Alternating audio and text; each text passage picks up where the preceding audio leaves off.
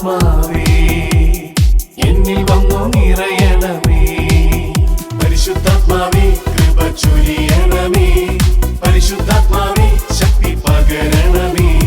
പരിശുദ്ധാത്മാവേ കൃപ ചൊരിയണമേ. പരിശുദ്ധാത്മാവേ ശക്തി പകരണമേ. പരിശുദ്ധ പരമദിവ്യകാരുണ്യനാഥനായ ഈശോയ്ക്ക് എന്നേരവും ആരാധനയും സ്തുതിയും പുകഴ്ചയും ഉണ്ടായിരിക്കട്ടെ. നിത്യസ്തുതിക്ക് യോഗ്യനായ പരിശുദ്ധ പരമദിവ്യകാരുണ്യനാഥനായ ഈശോയ്ക്ക് എന്നേരവും ആരാധനയും സ്തുതിയും പുകഴ്ചയും. സ്നേഹത്തോടെ ആൽത്താരയിൽ നമ്മുടെ കൂടെയായിരിക്കുന്ന പരിശുദ്ധ പരമദിവ്യകാരുണ്യനാഥനായ ഈശോയ്ക്ക് എന്നേരവും ആരാധനയും സ്തുതിയും പുകഴ്ചയും ഉണ്ടായിരിക്കട്ടെ. ദിവ്യകാരുണ്യനാഥ, നിന്നിലേക്ക് നോക്കുമ്പോൾ ഞങ്ങളുടെ ഹൃദയങ്ങൾ തുടിക്കുന്നു. കാരണം ഇത്രയധികമായി ഞങ്ങളെ സ്നേഹിച്ചുകൊണ്ട് ഞങ്ങളുടെ ഓരോ ജീവിതത്തിൻ്റെ ഓരോ സാഹചര്യങ്ങൾ ഞങ്ങളെ ബലപ്പെടുത്തുവാൻ, ഞങ്ങളെ ഓരോ സാഹചര്യങ്ങളിലും മകളെ നീ തളർന്നു പോകണ്ട, കരയേണ്ട, നിന്റെ കൂടെ ഞാനുണ്ടെന്ന് പറഞ്ഞുകൊണ്ട് ശക്തിയായി ബലമായി ഞങ്ങൾ കൂടെയായിരിക്കുന്നു. ഷോയെ അനന്തമായ കരുണയാൽ നിന്നെ ഒരിക്കലും നാശത്തിലേക്ക് വിട്ടുകൊടുക്കില്ല എന്ന് പറഞ്ഞുകൊണ്ട് സ്നേഹത്തോടെ ചേർത്ത് പിടിക്കുന്ന നല്ല തമ്പുരാനെ, ഈ ഒരു ആരാധനയുടെ നിമിഷം, കൃപയുടെ സമയം, ഞങ്ങളങ്ങേ ആരാധിക്കുന്നു, സ്തുതിക്കുന്നു. ഞങ്ങളുടെ ജീവിതങ്ങളെ പൂർണ്ണമായി നിന്റെ കരങ്ങളിലേക്ക് സമർപ്പിക്കുന്നു. നിന്റെ കരുണയ്ക്ക് വേണ്ടി യാചിച്ചുകൊണ്ട്, നിന്റെ കരുണയിൽ ആശ്രയിച്ചുകൊണ്ട് ഒന്ന് ചേർന്ന് ഈ മണിക്കൂറിൻ്റെ എല്ലാ അനുഗ്രഹങ്ങളും യാചിച്ചുകൊണ്ട് ഒന്ന് ചേർന്ന് ഞങ്ങൾ പ്രാർത്ഥിക്കുന്നു. ഈശോയുടെ തിരുഹൃദയത്തിൽ നിന്ന് ഞങ്ങൾക്ക് കാരുണ്യ സ്രോതസ്സായി ഒഴുകിയിറങ്ങിയ തിരുരക്തമേ, തിരുജലമേ, ഈശോയുടെ തിരുഹൃദയത്തിൽ നിന്ന് ഞങ്ങൾക്ക് കാരുണ്യ സ്രോതസ്സായി ഒഴുകിയിറങ്ങിയ തിരുരക്തമേ, തിരുജലമേ, ഈശോയുടെ തിരുഹൃദയത്തിൽ നിന്ന് ഞങ്ങൾക്ക് കാരുണ്യ സ്രോതസ്സായി ഒഴുകിയിറങ്ങിയ തിരുരക്തമേ, തിരുജലമേ, ഈശോയിൽ സ്നേഹമുള്ളവരെ, പരിപാവനമായ നോമ്പ് കാലത്തിലേക്ക് നമ്മൾ പ്രവേശിച്ചിരിക്കുകയാണ്. വിഭൂതി തിരുനാളോടുകൂടെ കർത്താവിൻ്റെ ആ ഒരു വലിയ സ്നേഹവും കരുണയും ഒക്കെ മനസ്സിലാക്കി വീണ്ടും ദൈവത്തിലേക്ക് തിരിച്ചു നടക്കുവാനായിട്ടുള്ള ഒരു പ്രചോദനവുമായിട്ട് വീണ്ടും ഒരു നോമ്പ് കാലം നമ്മുടെയൊക്കെ ഈ ഒരു കാലഘട്ടം നമുക്ക് ലഭിക്കുകയാണ്. ഈ ഒരു നോമ്പ് കാലത്തിൽ വളരെ പ്രത്യേകമായി മനുഷ്യൻ ആഗ്രഹിക്കുന്നതല്ല, മറിച്ച് ദൈവം എന്താണ് ആഗ്രഹിക്കുന്നത് എന്ന് നമ്മൾ തിരിച്ചറിയണം. ജോയൽ പ്രവാചകന്റെ പുസ്തകം 2-ാം അധ്യായം 12-ാം തിരുവചനം നമ്മളെ പഠിപ്പിക്കുന്നത് പ്രകാരമാണ്. കർത്താവ് അരുളി ചെയ്യുന്നു, ഇപ്പോഴെങ്കിലും ഉപവാസത്തോടും വിലാപത്തോടും നെടുവീർപ്പോടും കൂടെ നിങ്ങൾ പൂർണ്ണ ഹൃദയത്തോടെ എൻ്റെ അടുക്കലേക്ക് തിരിച്ചു വരുവിൻ. നിങ്ങൾ ഹൃദയമാണ്, വസ്ത്രമല്ല കീറേണ്ടത്. നിങ്ങളുടെ ദൈവമായ കർത്താവിലേക്ക് മടങ്ങുവിൻ. എന്തെന്നാൽ അവിടുന്ന് ഉദാരമതിയും കാരുണ്യവാനും ക്ഷമാശീലനും സ്നേഹസമ്പന്നനുമാണ്. ശിക്ഷ പിൻവലിക്കാൻ സദാ സന്നദ്ധനുമാണ് അവിടുന്ന്. പ്രിയപ്പെട്ടവരെ, ഈ ഒരു വചനഭാഗം നമ്മുടെയൊക്കെ മുമ്പിലേക്ക് എപ്രകാരമാണ് ഈ ഒരു നോമ്പ് കാലത്തിൽ നമ്മൾ കടന്നു പോകേണ്ടത്, എന്ത് മനോഭാവത്തോടെയാണ് നമ്മൾ ദൈവത്തിലേക്ക് തിരിയേണ്ടത് എന്നുള്ളത് കൃത്യമായിട്ട് പഠിപ്പിക്കുകയാണ്. പ്രഭാഷകന്റെ പുസ്തകത്തിൽ നമ്മൾ കേട്ടതുപോലെ 17-ാം അധ്യായത്തിൽ കാണുന്നത് പോലെ കർത്താവിൻ്റെ ആ ഒരു വലിയ സ്നേഹത്തിലേക്ക് തിരിച്ചു വരാനായിട്ട് ഒരു മടി കാണിക്കാതെ കർത്താവിൻ്റെ സ്നേഹത്തിലേക്ക് തിരിച്ചു പശ്ചാത്തപിക്കുന്നവർക്ക് വലിയ അനുഗ്രഹവും കരുണയും ഒക്കെ നൽകുന്നവനാണ് ദൈവമെന്ന് വചനം നമ്മളെ ഓർമ്മപ്പെടുത്തുന്നുണ്ട്. ഇവിടെ വായിച്ചു കേട്ട ജോയൽ പ്രവാചകന്റെ പുസ്തകത്തിൽ നമ്മൾ കൃത്യമായിട്ട് കാണുന്നത്, ഇവിടെ നമ്മുടെ ഹൃദയം നുറുങ്ങി ഹൃദയത്തിൽ വലിയ ബോധ്യങ്ങളോടുകൂടെ നമ്മൾ വസ്ത്രം കീറിക്കൊണ്ടല്ല, മറിച്ച് അതിനേക്കാൾ ഉപരിയായി ആന്തരികമായ ഒരു മാറ്റത്തോടു കൂടെ കർത്താവിൻ്റെ സന്നിധിയിലേക്ക് തിരിച്ചു വരിക. എൻ്റെ അർത്ഥം, നമ്മൾ ദൈവത്തോടൊപ്പമായിരുന്ന മനുഷ്യന് സംഭവിച്ചത് പാപം മൂലം അവൻ വിലകെട്ടവനായിട്ട് മാറിപ്പോവുകയാണ്. ഏറ്റവും വിലകെട്ടതായ ആ ഒരു വീഴ്ചയിലേക്ക് വീണു പോകുമ്പോൾ വീണ്ടും ദൈവം നമ്മളോട് ആവശ്യപ്പെടുകയാണ്, മകളെ നീ തിരിച്ചു വരിക. നീ തിരിച്ചു വരുമ്പോൾ നിന്നെ സ്വീകരിക്കാൻ തയ്യാറായി നിൽക്കുന്ന ഒരു ദൈവമാണ് എന്നുള്ള കാര്യം കൂടെ വചനം ഓർമ്മപ്പെടുത്തുകയാണ്. അതുകൊണ്ടാണ് വചനം പറയുന്നത്, അവിടുന്ന് ഉദാരമതിയും കാരുണ്യവാനും ക്ഷമാശീലനും സ്നേഹസമ്പന്നനുമാണ്. എത്ര മനോഹരമായിട്ട് ദൈവത്തിൻ്റെ സ്വഭാവത്തെ വചനം പഠിപ്പിക്കുകയാണ്. പ്രിയപ്പെട്ടവരെ, ഈ നോമ്പുകാലത്തിലേക്ക് നമ്മൾ പ്രവേശിക്കുമ്പോൾ നമ്മുടെയൊക്കെ മനസ്സിലും ചിന്തകളിലുമൊക്കെ ചിലപ്പോഴൊക്കെ കടന്നു വരാറുള്ളൊരു പ്രധാനപ്പെട്ട കാര്യമാണ് നോമ്പുകാലം എന്ന് പറയുന്നത്. ചില ഭക്ഷണ പദാർത്ഥങ്ങൾ മാറ്റിവെക്കുക, അത് ഉപേക്ഷിക്കുക, അതിൽ നിന്നൊക്കെ മാറി നിൽക്കുക എന്നുള്ളതാണ്. അതിനേക്കാളും ഉപരിയായിട്ട് വചനം നമ്മളെ ഓർമ്മപ്പെടുത്തുന്നത് നമ്മൾ നുറുങ്ങിയ ഹൃദയത്തോടെ യഥാർത്ഥ മാനസാന്തരത്തോടെ ദൈവത്തിലേക്ക് തിരിച്ചു വരിക. നമ്മുടെയൊക്കെ ജീവിതത്തിൽ ദൈവത്തിൻ്റെ സ്നേഹത്തിൽ നിന്നോ കരുണയിൽ നിന്നോ ഒക്കെ നമ്മൾ ജീവിതങ്ങൾ മാറിപ്പോയിട്ടുണ്ടെങ്കിൽ വീണ്ടും തിരിച്ചു വരാനായിട്ടുള്ള വലിയൊരു ആഹ്വാനമാണ് വചനം നമുക്ക് തരിക ഈ നോമ്പുകാലത്തിൽ. പ്രിയപ്പെട്ടവരെ, ഈ നോമ്പുകാലത്തിൽ നമ്മുടെയൊക്കെ ഓരോ പ്രവൃത്തികളെയും ചിന്തകളെയും വാക്കുകളെയും ഒക്കെ വിശകലനം ചെയ്യുകയും കുറച്ചും കൂടെ നല്ല മനുഷ്യരായി ദൈവം ആഗ്രഹിക്കുന്നത് പോലെ നമ്മൾ നല്ല മനുഷ്യരായിട്ട് മാറുവാനായിട്ട് നമുക്ക് സാധിക്കാറുണ്ട്. അപ്രകാരം നമുക്ക് സാധിക്കാൻ തുടങ്ങുമ്പോഴാണ് വചനത്തിൻ്റെ ഒരു പൂർത്തീകരണം നമ്മുടെയൊക്കെ ജീവിതങ്ങളിൽ അത് സഫലമാകുന്നു.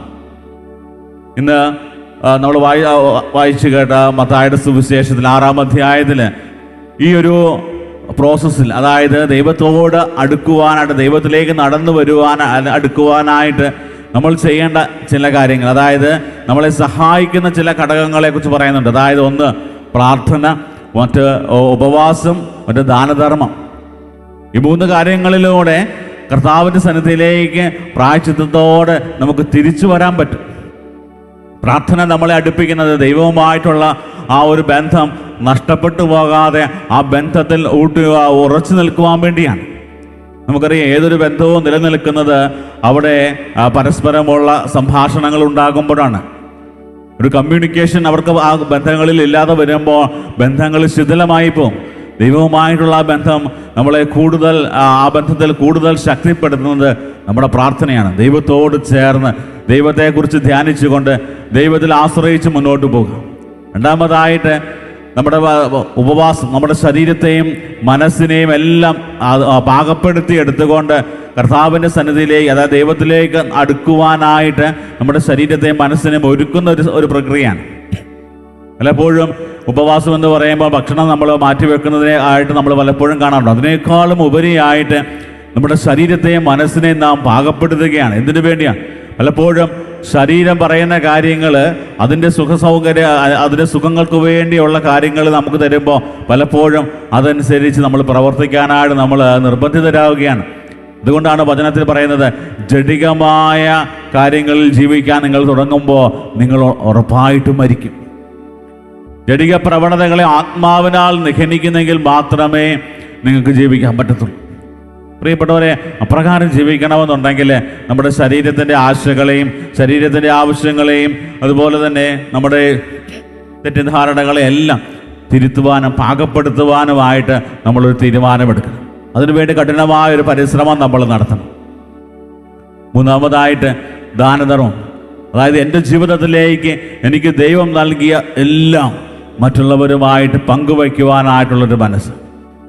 അതായത് എനിക്കും എൻ്റേത് മാത്രമാണ് എന്ന് തെറ്റിദ്ധരിച്ചുകൊണ്ട് അല്ലെങ്കിൽ ഇത് ചിന്തിച്ചുകൊണ്ട് ഞാൻ വേറെ ആരെയും ഒരു രീതിയിലും സഹായിക്കുന്നില്ല, അല്ലെങ്കിൽ ചെറിയ കാര്യങ്ങൾ എനിക്കിഷ്ടമുള്ള ആളുകൾക്ക് മാത്രം എന്തെങ്കിലും ചെയ്യുന്നു, അതല്ല. മറിച്ച് അതിനേക്കാളും ഉപരിയായിട്ട് എൻ്റെ ജീവിതത്തിൽ എനിക്ക് ദൈവം തന്നിട്ടുള്ള എല്ലാം, എൻ്റെ ആരോഗ്യമാകട്ടെ, എൻ്റെ സന്തോഷമാകട്ടെ, എൻ്റെ സഹനങ്ങളായിക്കോട്ടെ, എൻ്റെ സമ്പത്തായിക്കോട്ടെ, എൻ്റെ സ്വാധീനങ്ങളായിക്കോട്ടെ, എൻ്റെ കഴിവുകളായിക്കോട്ടെ, മറ്റുള്ളവരുമായിട്ട് പങ്കുവയ്ക്കുവാനായിട്ട് എനിക്ക് സാധിക്കുന്നുണ്ട്. പ്രകാരം നമ്മുടെ ജീവിതത്തെ ക്രമപ്പെടുത്താൻ തുടങ്ങുമ്പോൾ ഈ ഒരു നോമ്പ് കാലത്തിൽ വചനത്തിൻ്റെ ആ ഒരു വലിയ അഭിഷേകം, വചനത്തിൻ്റെ ഒരു പൂർണ്ണത നമ്മുടെയൊക്കെ ജീവിതങ്ങളിൽ നിറയുന്നത് കാണാൻ പറ്റും.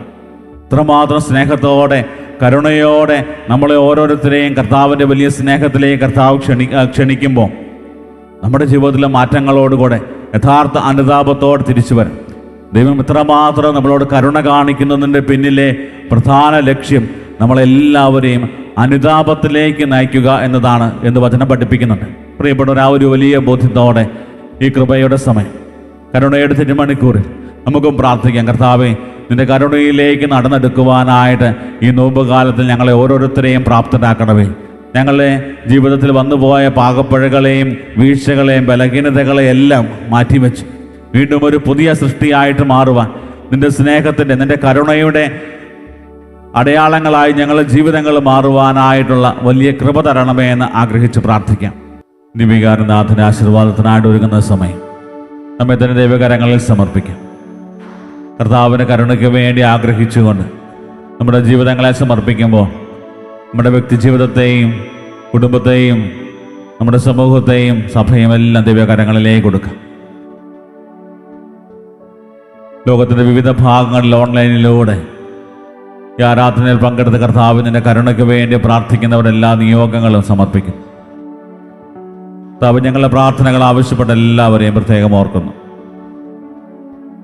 ജീവിതത്തിൽ ഒത്തിരിയേറെ ബുദ്ധിമുട്ടുകളും പ്രയാസങ്ങളും പ്രതിസന്ധികളും നേരിടുന്നവർ, കുടുംബജീവിതത്തിൽ ഒത്തിരിയേറെ തടസ്സങ്ങൾ നേരിടുന്നവർ, രോഗത്തിൻ്റെ അവസ്ഥകളിലൂടെ കടന്നു പോകുന്നവർ, പരീക്ഷകൾക്കായിട്ട് ഒരുങ്ങിക്കൊണ്ടിരിക്കുന്നവരും പരീക്ഷയുടെ റിസൾട്ടിന് വേണ്ടി കാത്തിരിക്കുന്നവരെല്ലാവരെയും പ്രത്യേകം ഓർക്കുന്നു. ഞങ്ങളെല്ലാ പ്രാർത്ഥനകളും നിയോഗങ്ങളും ഹൃദയത്തിൻ്റെ ആവശ്യങ്ങളും എല്ലാം കർത്താവിന്റെ കരങ്ങളിൽ സമർപ്പിച്ചുകൊണ്ട് നിന്റെ കരുണയ്ക്ക് വേണ്ടി യാചിക്കുന്നു. നിന്റെ കരുണ ഞങ്ങളുടെ മേൽ നിറയണമേ എന്ന് പ്രാർത്ഥിക്കുന്നു. കർത്താവ്, ഈ നോമ്പുകാലത്തിൽ കൂടുതൽ തീക്ഷ്ണതയോടെ നിന്റെ സ്നേഹത്തിലേക്ക്, നിന്റെ കരുണയിലേക്ക് നടന്നു വരുവാൻ ഞങ്ങളെ ഓരോരുത്തരെയും ഒരുക്കണമേ. പാപത്തിൻ്റെ വഴികൾ ഉപേക്ഷിച്ച് പ്രായശ്ചിത്ത പ്രവർത്തികളിലൂടെ യഥാർത്ഥ അനുതാപത്തോടെ നിന്നെ അനുഗമിക്കുവാനും നിന്റെ സ്നേഹത്തിലേക്ക് തിരിച്ചു വരുവാനും ഞങ്ങളെ അനുഗ്രഹിക്കണമേ എന്ന് പ്രാർത്ഥിക്കുന്നു. താനുസ്വരത്തിൽ ദൈവത്തെ സ്തുതിച്ച് കർത്താവ് ഞങ്ങളിൽ ശരണപ്പെടുന്നു എന്നുള്ള പ്രാർത്ഥനയോടെ കർത്താവിൻ്റെ ആശീർവാദം നമുക്കിപ്പോൾ സ്വീകരിക്കാം.